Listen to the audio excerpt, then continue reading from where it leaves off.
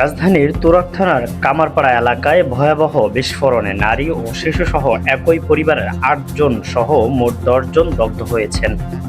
এদের মধ্যে ৮ জনের অবস্থা আশঙ্কাজনক। শুক্রবার ভোর ৪টায় তুরাগ থানাধীন কামারপাড়ার বামনারটেক এলাকায় কবরস্থানের রোডের একটি পুরাতন ভবনের দ্বিতীয় তলায় এ ঘটনা ঘটে। অনেকে বলছেন, রাতে কোনোভাবে গ্যাস পাইপলাইনে লিকেজ হয়ে ঘরের ভিতর গ্যাস জমেছিল। ভোরে আগুন জ্বালানোর সময় সেই গ্যাস আগুনের সংস্পর্শে এসে বিকট শব্দে বিস্ফোরণ ঘটে।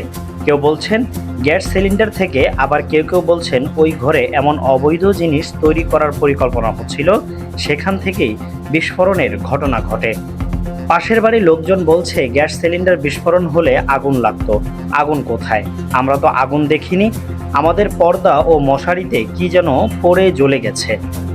আমরা আওয়াজ শুনেছি, আওয়াজে সবকিছু লণ্ডভণ্ড হয়ে গেছে।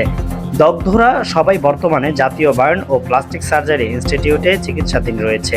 তাদের মধ্যে কয়েকজনের অবস্থা আশঙ্কাজনক বলে জানিয়েছেন চিকিৎসকরা।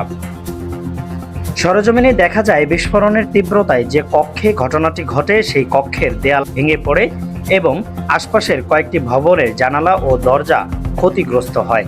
পাশের একটি 7তলা ভবন প্রায় সবগুলো থাই গ্লাস ভেঙে যায়।